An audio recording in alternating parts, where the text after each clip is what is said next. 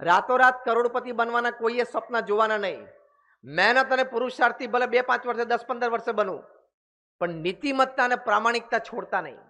નહીં તો તમે, તમારો પરિવાર, તમારા કામ ધંધો, તમારો વેપાર બધું જ તંત્ર તૂટી જશે અને તમારી સામાજિક પ્રતિષ્ઠા પણ બગડશે. અને ખબર છે ને, પૈસો પાછો આવે ખોવાયેલો, પ્રતિષ્ઠા એકવાર જાય પછી પાછી આવતી નથી. અને કોઈએ એમ પણ નહીં માનવાનું કે હું શક્તિશાળી થઈ ગયો છું, ઘણો ધનાઢ્ય થઈ ગયો છું, 2-5-15 મોટા પોલિટિશિયન સાથે મારે ઓળખાણો થઈ ગઈ છે, હું કોઈ પણ તંત્રમાં ફોન કરીને મારું કામ કઢાવી શકું છું, ઘણા મોટા માણસો મને શહેરમાં ઓળખે છે, હું સીધો ફોન કોલ એક્સ પર્સનને, વાય પર્સનને, ઝેડ પર્સનને કરી શકું છું, તો ગમે ત્યારે નાની મોટી તકલીફ આવશે ત્યારે વાંધો નહીં આવે. એ તો ભ્રમણામાં રહેતા જ નહીં. હા, એ વખતે આ કોઈ ફોન ઉપાડશે નહીં, કારણ કે ઉપાડે એનું જોખમ થતું હોય. ઉપાડે નહીં જોખમ થતું હોય ને. તમે ઇલેક્ટ્રિક એન્જિનિયર થયા હોય, જુનિયર એન્જિનિયરથી તમારી કારકિર્દી તમે શરૂ કરી હોય, સિનિયર એન્જિનિયર બનો, એક્ઝિક્યુટિવ એન્જિનિયર બનો, કદાચ અહીંયા ઇલેક્ટ્રિસિટી બોર્ડના તમે ચેરમેન પણ થાવ સમગ્ર છત્તીસગઢ જિલ્લાના, એટલે લગભગ 30-35 વર્ષની તમારી સિનિયોરિટી હોય, પણ રવિવારે સવારે તમે ચાનો કપ લઈને શાંતિથી ન્યૂઝપેપર વાંચતા હો અને એકદમ તમને કેફ ચડી જાય, માન આવી જાય, અને ઇલેક્ટ્રિક પ્લગની સામે આમ કોલર ઊંચા કરી એમ કહો કે તારું ડિસ્ટ્રીબ્યુશન આખા છત્તીસગઢ રાજ્યમાં મારા હાથમાં છે, આ ચેરમેનની આંગળી છે, હું અંદર નાખું છું, ધ્યાન રાખજે. છત્તીસગઢ ઇલેક્ટ્રિસિટી બોર્ડના ચેરમેન પણ 35 વર્ષની ઇલેક્ટ્રિસિટીના ડિસ્ટ્રીબ્યુશન પછી પ્લગમાં આંગળી નાખે તો શું થાય? આટલા અનુભવ અને તાકાત પછી પણ તમારે નીતિમત્તા અને પ્રામાણિકતા સાથે ખેલવાડ કરી શકાય નહીં. કેમ? Electricity doesn't know your post, position and power. ઇલેક્ટ્રિસિટીને તમારી સત્તા, તમારી ખ્યાતિ કે તમારા ધન એની ખબર નથી. ઇલેક્ટ્રિસિટી ફક્ત તમારા હાડ માંસને ઓળખે છે. એમ નીતિમત્તા અને પ્રામાણિકતા, એથિક્સ ફક્ત તમારા હાડ માંસને ઓળખે છે, તમારી સત્તા, તમારા વૈભવ ને તમારા ધનને નથી ઓળખતી. એ યાદ રાખજો. તમે કોઈનું અહિત ઈચ્છો છો, it has to come to you back. આપણે નાના હતા ત્યારે ખબર છે ફ્રીઝબી રમતા હતા, તમે ફેંકો ને હવામાં એટલે એ જ રૂટ ઉપર એ ફ્રીઝબી ફરતી ફરતી પાછી આવે. હા કે ના? એમ તમે કોઈનું ખોટું ઈચ્છો છો ને, ચલો હવે હું થોડું સૂક્ષ્મ ભાવમાં જઉં છું, સ્થૂળ દેહ કરીને તમે ખોટું નથી કરતા નીતિમત્તા પ્રામાણિકતામાં, પણ અંતરમાં પણ કોઈના વિશે ઈર્ષાભાવ રાખો છો ને ખરાબ ઈચ્છો છો ને ધંધામાં, એ પણ તમને ફ્રીઝબીની જેમ પાછું આવશે. કારણ કે કર્મનો સિદ્ધાંત છે, કર્મનો સિદ્ધાંત છે કે તમે બીજા વિશે જેવું ઈચ્છો એવું તમને થાય. એટલે પ્રમુખ સ્વામી મહારાજ હંમેશા ભાવના રાખતા કે દરેક વ્યક્તિ સુખી થાય. એમ આપણે અહીંયા સમાજમાં બેઠા છીએ, બહારના લોકો માટે પણ એવી ભાવના રાખવી, પણ આપણો અહીંયા કચ્છ કડવા પાટીદાર સમાજ છે, એટલો બધો આપણો સંગઠન ભાવ હોવો જોઈએ છે જ, તો જ આટલી મોટી સંસ્થા અત્યારે આપણને દેખાય છે એવી ઊભી થાય. પણ છતાં ક્યાંક ખૂણે ખાતરે રહી જતું હોય તો આજના સમારંભ પરથી એટલું નક્કી કરજો કે મારા સમાજના દરેક વ્યક્તિ સુખી થાય. જ્યારે જ્યારે તમે અહીંયા લક્ષ્મીનારાયણ ભગવાનના દર્શન માટે, ઉમિયા માતાના દર્શન માટે આવો ત્યારે એવી પ્રાર્થના કરજો કે મારા સમાજનો દરેક વ્યક્તિને, દરેક પરિવાર ખૂબ સુખી થાય. એ તમારી જે ભાવના છે એના સ્પંદનો ફરશે, એનું એક એનર્જી લેવલ ઊભું થશે, એની એક પોઝિટિવિટી તમારા સમાજમાં ઊભી થશે. આ બધું બોલું છું ને, ઇટ ઇઝ સાયન્ટિફિકલી પ્રૂવડ. એ વિષય જુદો છે એટલે હું એ વિષયમાં પ્રવેશ કરતો નથી, પણ આવી સદભાવનાથી એક એનર્જી લેવલ, એક પોઝિટિવિટી ઊભી થતી હોય છે, જેને લઈને દરેકને એની અનુભૂતિ થતી હોય છે. અને આમે આપણે કોકનું ખરાબ ઈચ્છીએ એમાંથી એનું તો થઈ જવાનું નથી. હા કે ના? કોકનું ખરાબ ઈચ્છીએ એમાં એનું ખરાબ થાય છે તો અત્યારે બધા ગરીબ હોત ને. તો ખોટું આપણે આપણી માનસિક શક્તિ વેડફીએ, આપણી વૃત્તિઓ બગાડીએ, એનો કોઈ અર્થ જ નથી. દરેક પ્રત્યે આવો સદભાવ રાખવો એ એથિક્સ એન્ડ પ્રોફેશન છે. તમે તમારા વેપાર ધંધામાં પણ કોકનું લેગ પુલિંગ કર્યું, કોકના વિશે ખોટી ફરિયાદો કરી, કોકનો પગ ખેંચવાનો પ્રયત્ન કરો, એ આજે નહીં તો કાલે, અને કાલે નહીં તો પરમ દિવસે તમારે ભોગવવું જ પડશે. કોક તમારું કરશે. તમને એમ થાય કે અત્યારે હું ફાવી ગયો, મેં એની પ્રગતિ રોકી લીધી, એના વિશે ખોટી વાત મેં મારા માલિકને, બોસને કરી, એની નોકરી ગઈ, પણ એ ખુશ થવાનું નથી. 2-4 વર્ષે સેમ વસ્તુ તારી સાથે થવાની છે. એ બહાર આવશે આવશે ને આવશે જ. પ્રમુખ સ્વામી મહારાજ એક ગામથી દ્રષ્ટાંતથી આ વાત બહુ સરસ સમજાવતા. આપણે બધા વતનમાં ગામડામાંથી આવે છે એટલે ગામથી દ્રષ્ટાંત બહુ સરસ સમજાવતા પ્રમુખ સ્વામી મહારાજ. જ્યારે એથિક્સ ઇન પ્રોફેશનની વાત આવતી, પ્રમુખ સ્વામી મહારાજ કહેતા કે ગામડામાં કોઈ વ્યક્તિ કૂવામાં જઈને ડૂબકી મારે સ્નાન કરવા માટે અને નીચે જઈને જો સંડાસ કરે ને તો એ ઉપર આવે પહેલા એનું પોત પ્રકાશી જાય કે નીચે જઈને કર્યું છે શું.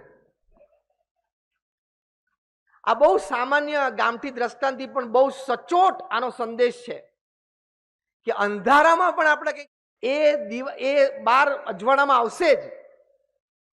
માટે સમાજના ડરથી અને ભગવાનના ડરથી પણ આપણે ખોટું કરવું નહીં. અને જ્યારે તમે નીતિમત્તાથી કામ કરો ત્યારે તમારી પ્રતિષ્ઠા કેવી વધે, તમે પ્રામાણિકતાથી કામ કરો ત્યારે તમારી પ્રતિષ્ઠા કેવી વધે. રતન ટાટા વિશે તમે નામ સાંભળ્યું, બધાએ સાંભળ્યું જ હોય, અને ના સાંભળ્યું હોય ભારતમાં રહીને તો ભારતીય રહેવાનો એનો અધિકાર નથી. 2008ની સાલમાં તાજ ઉપર આતંકવાદી હુમલો થયો.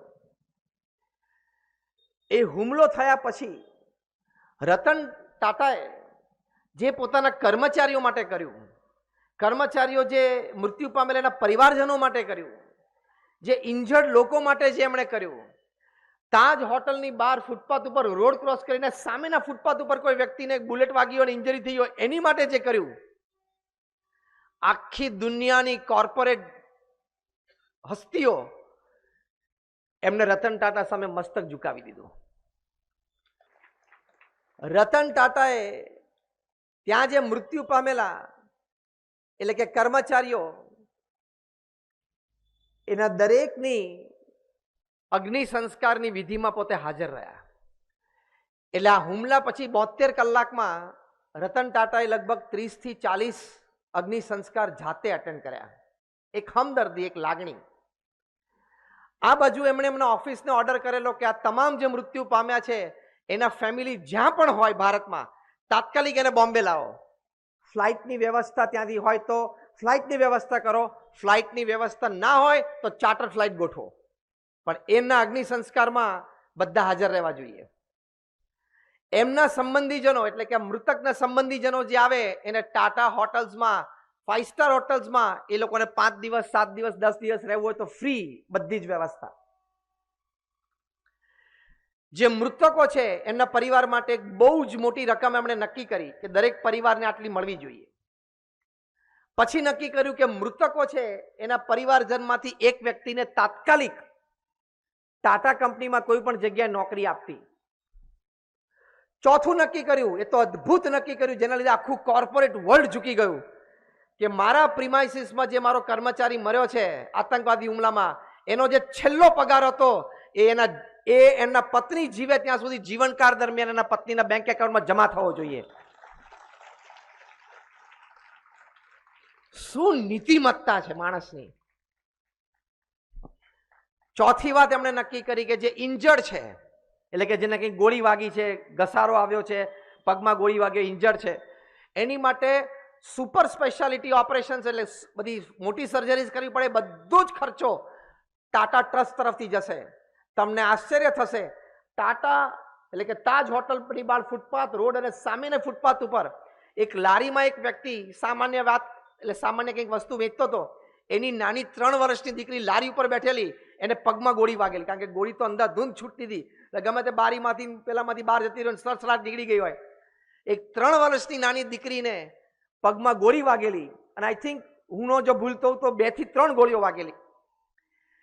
તેમને તાત્કાલિક હોસ્પિટલમાં તો ખસેડાય. રતન ટાટાને રાત્રે મોડે ખબર પડી ઘણા બધા અગ્નિ સંસ્કાર અટેન્ડ કર્યા પછી કે 3 વર્ષની દીકરીને પગમાં 3 ગોળી વાગી છે. તો ઘરે પહોંચતા હતા અને જમવાનું બાકી હતું. 72 વર્ષની એમની ઉંમર હતી. હા, એને કીધું કે મારે જમવું નથી, મારે દીકરીને જોવા જવું છે. અને ત્યાં હોસ્પિટલે પહોંચ્યા અને ડોક્ટર સાથે રતન ટાટાએ પોતે વાત કરી. ડોક્ટરે કીધું કે ઓપરેશન તો અમે કરીએ છીએ પણ બહુ જ રિસ્કી છે, કારણ કે દીકરી બહુ નાની છે, 3 જ વર્ષની ઉંમર છે બાળકની, અને લોહી ઘણું વહી ગયું છે, આઈસીયુમાં છે અત્યારે. રતન ટાટા કે તમે કેટલી સારવાર એને કરી શકો, પછી આપણે કદાચ એને પરદેશ લઈ જવા હોય તો પરદેશ આપણે ટ્રીટમેન્ટ કરાવીએ, તો બધાના સજેશન ને ડોક્ટર ઓપિનિયન પછી નક્કી થયું કે આમને પરદેશ લઈ જવા પડશે. રતન ટાટાએ પોતાના ચાર્ટર્ડ ફ્લાઇટમાં 3 વર્ષની દીકરી અને ડોક્ટરની ટીમને ઇંગ્લેન્ડ મોકલ્યા અને લગભગ 40 લાખ રૂપિયાનો ખર્ચો એ દીકરીના ઓપરેશન પાછળ ખર્ચ્યો અને એનું જીવન બચાવ્યું. ટાટા સન્સની બોર્ડ મીટિંગમાં રતન ટાટા બોલ્યા કે આ તાજને ફરી વખત બેઠી કરવામાં કદાચ આપણે 200-400 કરોડનો ખર્ચો કરીએ તો અહીંયા જે લોકોએ શ્રદ્ધાથી કર્મચારી તરીકે આપણું શોભાવ્યું છે વર્ષોથી, એનું જીવન, એના પરિવારનું જીવન બેઠું કરવામાં 200-400 કરોડ ખર્ચવા પડે તો એ યથાર્થ છે. કેવી નીતિમત્તા, કેવી પ્રામાણિકતા! એવી નીતિમત્તા અને પ્રામાણિકતા કદાચ આપણે તો એવો કોઈ પ્રસંગ બનતો નથી, બનવાનો નથી.